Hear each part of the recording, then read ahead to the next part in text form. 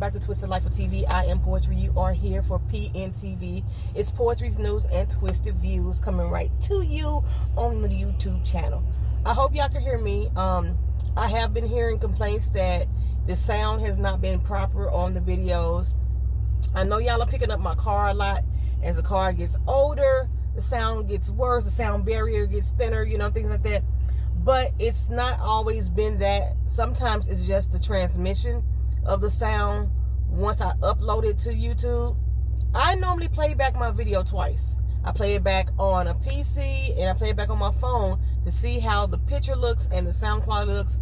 So normally I can pick up when the sound isn't correct, and you will see it in the comment section with my apologies on the sound may be low here, the video may have froze here.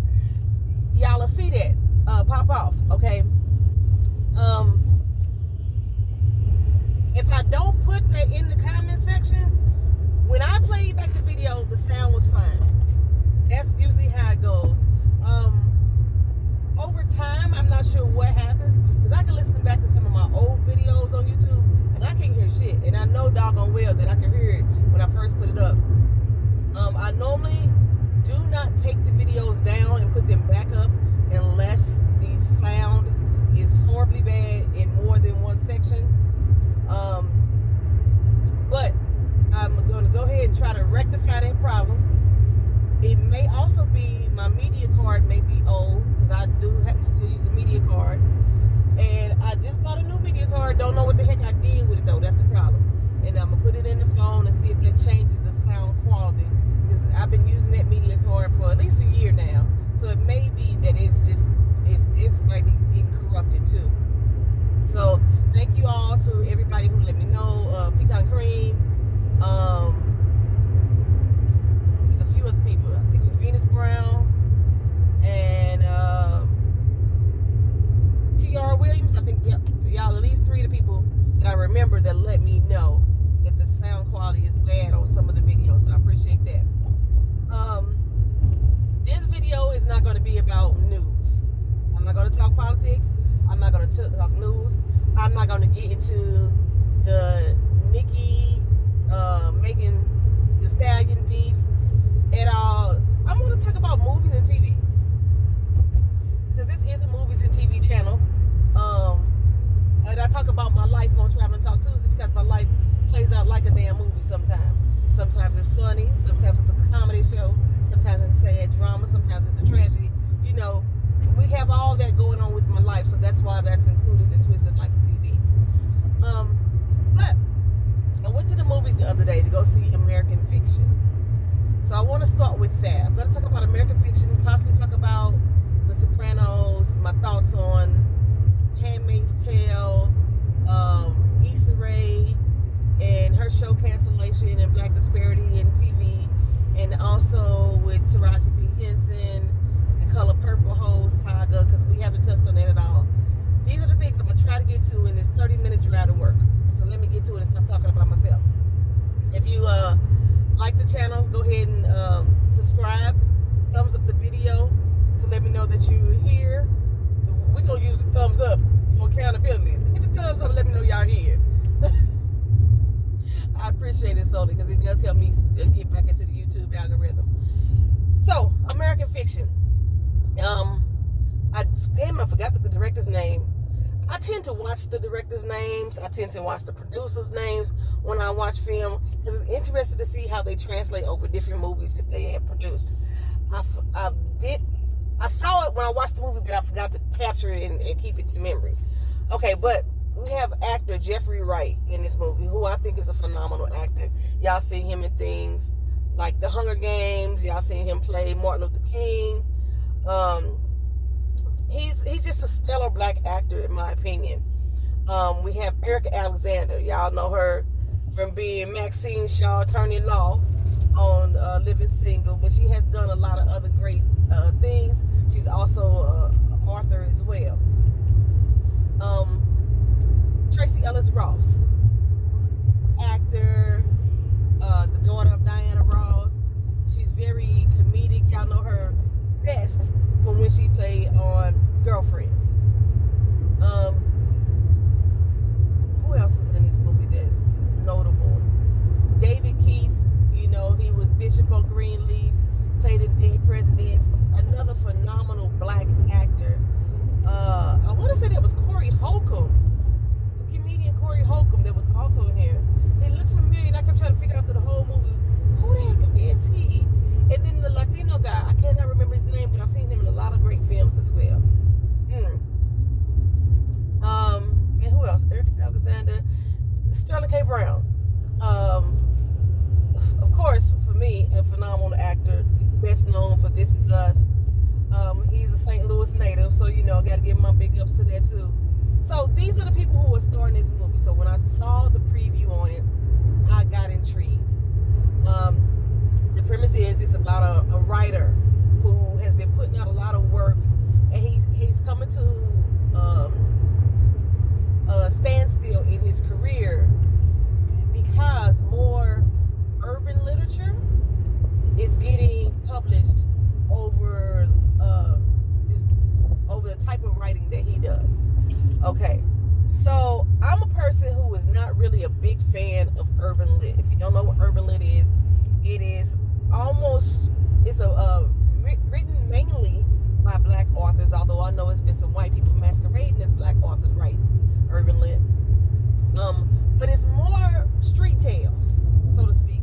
So you may tend to get somebody's always shooting. You may get the broken English, the ebonics with the extra sauce on it, seemingly uneducated people in the drug game or sleeping with a sister, girlfriend, or the mama sleeping with her daughter's boyfriend, stuff like that. These are the type of things that you find in urban lit.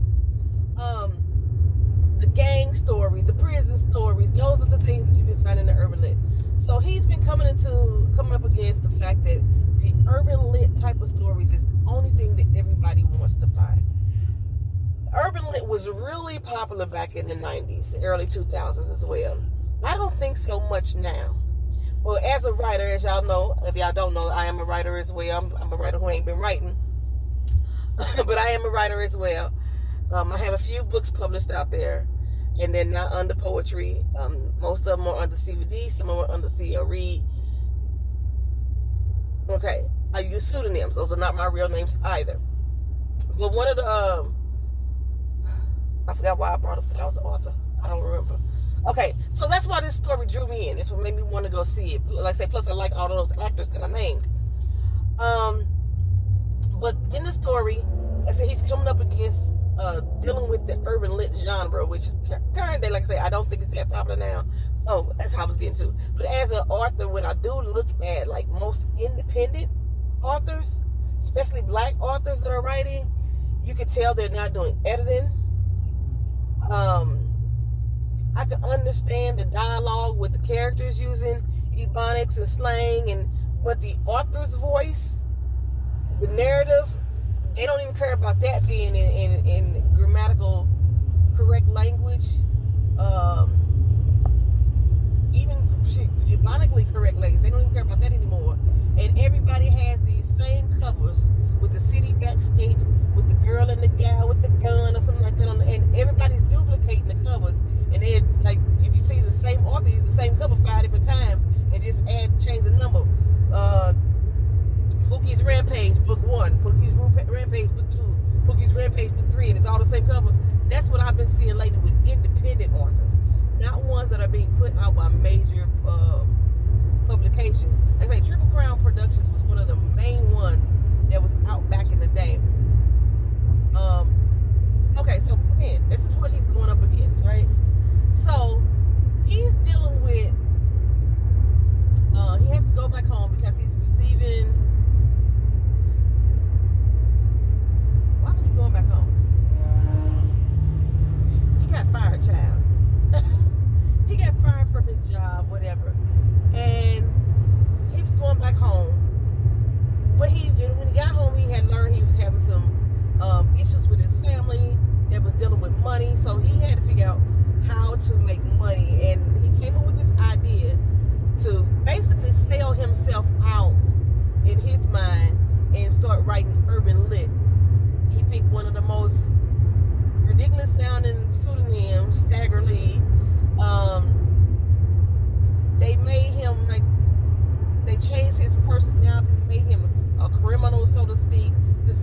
story. He actually was not intending on it to do well, but when it did, the white publications, the main publications, offer him big ass money, right? $750,000 for the book, and then they offered him a $4 million movie deal on something that he wasn't even genuinely connected with. I didn't like this movie, and I'm wondering now that I think back on it, that I look back on it, if the reason that I didn't like this movie was because of everything that was going on in the movie, the complaints that he had, the overuse of stereotypes to please white people. If that wasn't what the actual movie was about, so that's the storyline within the movie, but is that what he was actually doing?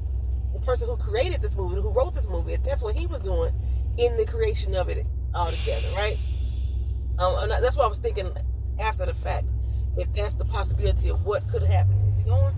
Oh, he is going. Come on, bus. Let's go if you're going. So, I'm not really keen on movies that are very satirical, satire, because most of the ones that I've seen are not really made for us as black people. They are made to give a message. I will agree with that. There's a message in the movie, and the message is intended for white people to show how idiotic some of your thought processes are when it comes to black literature and black people as a whole. But they also write these type of satire movies in a way that still kind of appeases white people, like a soft land approach, or it's so soft that the white people just watching the movie don't even realize that it's a message in there for them. They just think that it's just a good damn movie. It is so awesome, so great, which is the problem that he was having with the book that he was writing. The white people just fucking loved it and fell in love with the over dramatization of the stereotypes. They were, I was suggesting how this was such a needed story. You know how we always talk about black people need to have representation and be diverse in movies and books and literature, and this is the way for us to do it, to tell our true stories. Okay, urban literature is not a representative of every black person's life. Even in my own life, when I grew up in some of the dope environments and the drug environments and the molestation environments and all that type of shit, when I read urban lit, I think to myself, who the fuck lives like this? It's not, they overindulge in the concept. They overindulge in the stereotypes. But like I say, in most cases, like TV shows like Dear White People and the movie Dear White People, I didn't like that. However, the blackening, the horror movie, I liked. Get Out, I liked, because they still played on some stereotypes. However, it seemed to me that there was a good balance of the message and a poignant way to tell the message, that not only is me as a black person wasn't offended when I left the theater, the white person that watched it also understood that what they're watching was not just something to be laughed at, but something to be learned from. When I went to the theater, I thought the theater was going to be pretty empty. This movie came out back on December 15th. It came out in very few theaters, but it received awards. And I was surprised that it received awards, because it was in so little theaters that people didn't get to see it. Everybody I know that was seeing it, that was posting about it on Twitter, was like, oh my God, this is the movie of the year. Same thing, like I say, that white folks were saying. This is exactly what was going on in the movie. When that book came out, everybody was like, oh my God, this is going to be the book of the year. It hit New York Times bestseller. It was receiving awards and shit like that, right? That's what I'm saying. This the book in the movie is mirroring what actually happened to the movie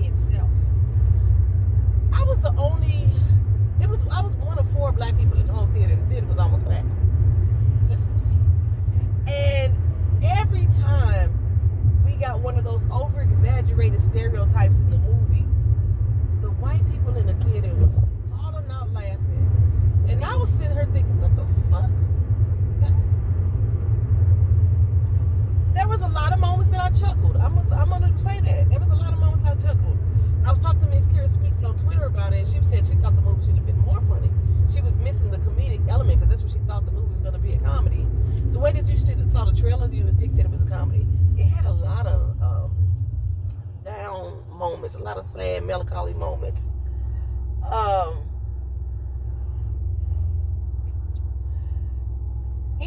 Issa Rae's character and the character Monk, to me, were both hypocrites. Issa Rae character was the one who was the new rising person, writing the urban lit, okay, and she couldn't stand Monk's book that was urban lit. She felt like that because she had interviewed a few white folks here, or black folks here and there, and she had resources and sources. She was an expert on the subject matter, although she never grew up in that life. She never experienced that life herself. And I'm here to say that you ain't got to experience it to know it. Everybody don't learn from the streets or from experience. Some things are learned through literature, through reading, through talking to other people. Some things can't be learned that way. But the fact that she could not stand his book, and she still praised her book and made a justification for her book, is where her hypocrisy comes in to me. Monk, his reasoning for not liking his book wasn't necessarily about the lived experience and that all black people are not like this. He was one of those black people that don't see race. He don't see color and things like that. He was one of the black people that I don't want to say highfalutin.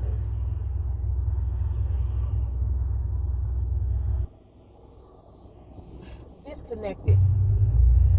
But I also thought this movie played into a lot of stereotypes with black people because of the way that Issa Rae's character was and because of the way his character was. They were over dramatized in those stereotypes as well.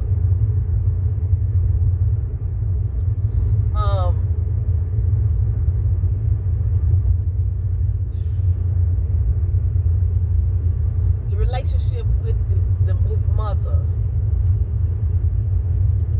her dealing with Alzheimer, and the way she treats them as children seem to be over dramatized stereotype as well. Sterling K. Brown's character, the fact that he was coming out, basically, or he had came out, the fact that now he want to fuck everything moving, and they're all doctors with egos and doctors with drug problems and things like that. These over dramatized stereotypes as well for me, which was a problem. So I didn't like the movie because of that. We talked about the Sopranos, about me reviewing Sopranos, and me and Anna LA had a brief commentary on the channel about the fact that this show is going to have a lot of racism and a lot of misogyny in it. Although most of you all, I think every last one of you all talked about how phenomenal this show was. I do know that the writers of this show was the one who put out The Wire, and I did like The Wire as well. And when I found out that this came out 25 years ago, in 1999, I was like, this show is going to be full of racism and misogyny. Well, I didn't say that specifically. I said there's going to be a lot of racial undertones, and there's going to be a lot of sexuality that may not age well in this day, because everybody is so sensitive about everything. I know that Anna was saying that a lot of it was cringe. You know, as we grow up and we mature in our way of thinking, you know, things that we saw and thought about back in the day don't fly with us today. You know what I'm saying? And I was like, well, I probably would not be as cringe because I already got in my mind that this is what it was going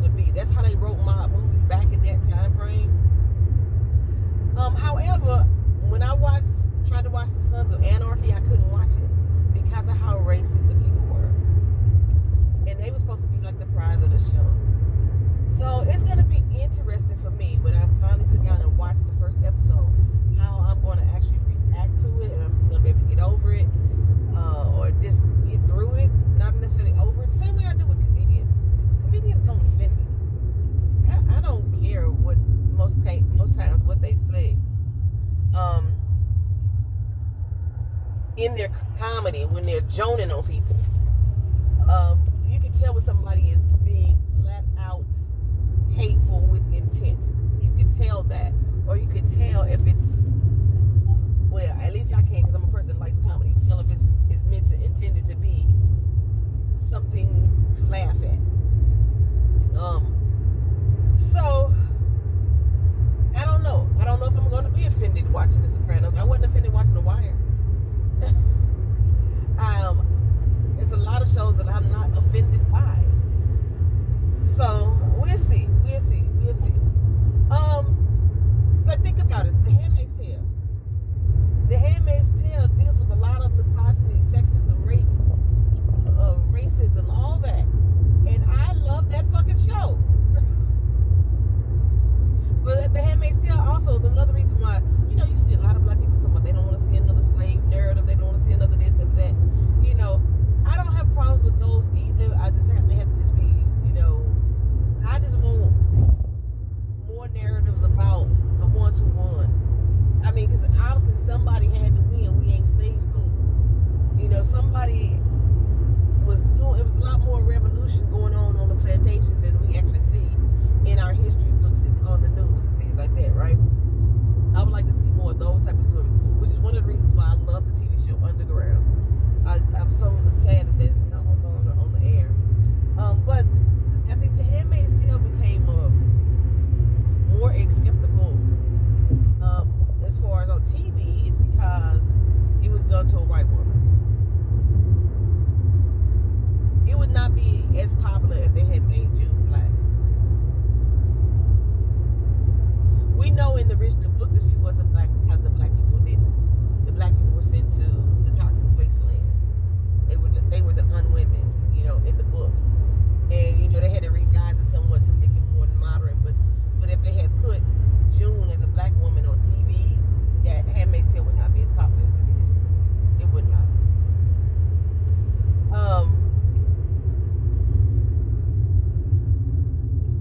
I forgot what else I was going to talk about. I mentioned a few things that I was going to talk about. I was going to talk about Taraji, and I was going to talk about Issa. But I think I want to get onto the black men in dresses. One of the things that Cat Williams has spoke about in his comedy skit he did on Club Shay Shay, because that was a comedy special, child, was about black men in dresses and how Hollywood like to put black men in dresses, and how a lot of people think that black men are being emasculated because of them wearing dresses in film.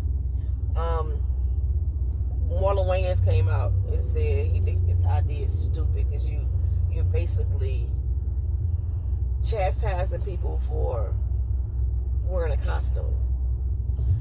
I kind of lean more towards Marlon Wayans, that philosophy, that idea, because it is indeed a costume. But his excuse of we don't talk about Robin Williams, we don't talk about them negatively, we don't talk about Dustin Hoffman when he did Tootsie negatively, we don't talk about these people negatively. What did Robin Williams do? Mrs. Doubtfire? We don't go in on them in a negative way, the way that we do black men. I'm going to say it's because black people, for the most part, listen to black people. It's very possible that they may have had those same type of commentary, but we just don't know it. Sometimes the news media don't show us what we don't want, but they don't want us to hear.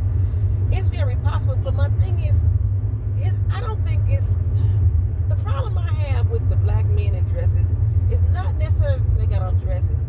It's the way that they are portraying the women. They put it with extra ghetto times 2, or extra dumb times 2, or extra loud times 2. They over dramatize the stereotypes. The same thing that I have a problem with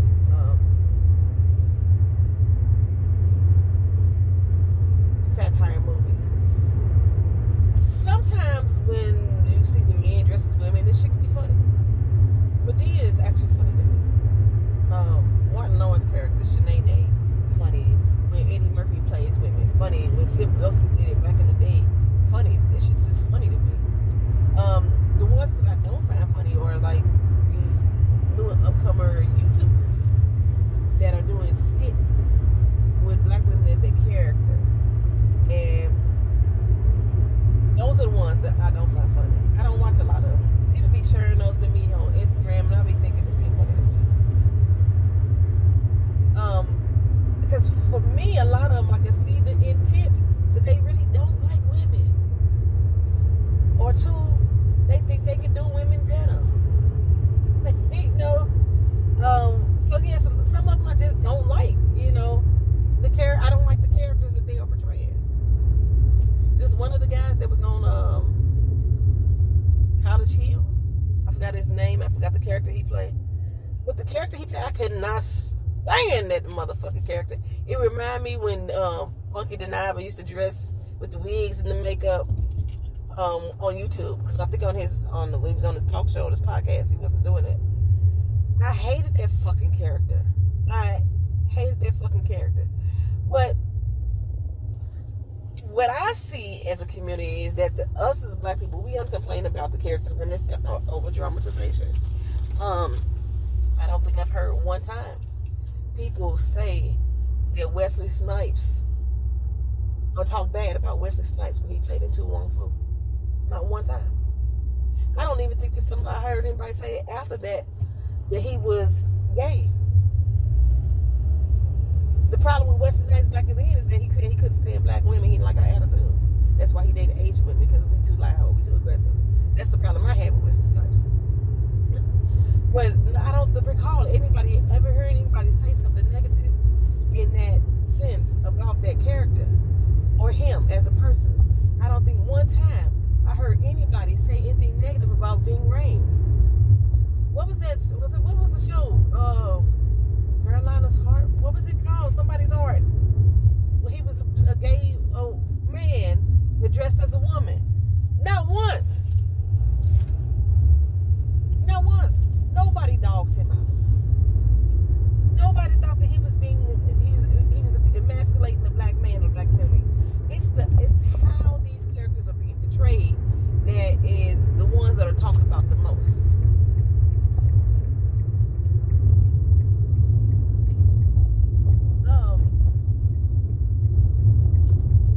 I was going to talk about something else, y'all. But as far as like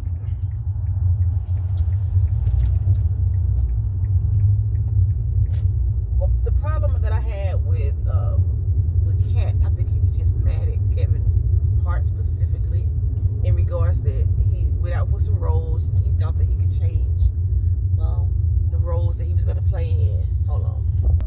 Taking the character out of a dress or take them out of seemingly homophobic situations.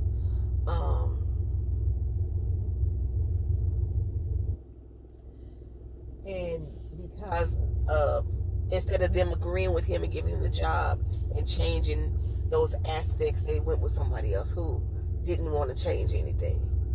And that right there, that's a jealousy thing to me. Because I guess he thought he had more power than he did, and he realized he didn't. I really wanted to get onto the Color Purple thing, but I'm at work, so I'm going to talk about that in another video. It was something else I was supposed to talk about. Issa Rae and her TV show Rap Shit getting taken off the air as well, and now she's speaking out about the disparity in film and TV and the lack of diversity as far as television shows. I'm gonna talk about that in another video. But yeah, I don't understand why men see other men in dresses and feel emasculated. Did it turn you on? Did it make your Peter rise? Did it make you want to go home and be slapped around by your woman and called a bitch or dragged by your hair? You know, like they used to do back in the OK Man days. Did it make you feel that way? Do you think that, because I'm trying to understand, how does that emasculate you to see another man wearing a dress? Or how does that emasculate the black man if his actions as far as taking care of home, taking care of business, the way he moves in everyday life is still representative of what a man could be by definition or what have you. Being the protector, being the provider, and all that stuff. How does him playing a role, put a dress on as a character, change that? I'm not even sure if men realize that there was a long time that men didn't even wear pants. Pants was not a thing for a long damn time. The fact that we as women, we wear pants, does that make us, what's the word, too masculine? I know that was a thought process when women first started wearing pants. It makes us too butch, too masculine, too dykish, I guess, is the word, I guess, for lack of a better term. I mean, there's women out here dropping to their knees, proposing to men, and I see men applauding that shit. You don't think that emasculates you? Because when us women say, "I'll be damned if I do that," I see a lot of men out here mad at the fact that we say we won't do that. We're not going to get down and propose to a man. I see a lot of men get pissed off about that shit. And then I look at the comments that they've made, and these are the same men that's bitching complaining about somebody wearing a dress. What does that do for you? Why does that offend you so much? Does Marlon Wayans putting on a dress and white chicks take away how he interacts in his normal everyday life as far as the black community is concerned? When he walks down the street, you see him as the white chick in the dress. You don't see him as Marlon Wayans when he on stage performing comedy. His last comedy show was horrible, by the way. Oh, I'm late. I'm sitting here talking to y'all. Y'all done made me late. All right, let me get up here and go to work. I'll talk to y'all in another video. See you next time. Peace.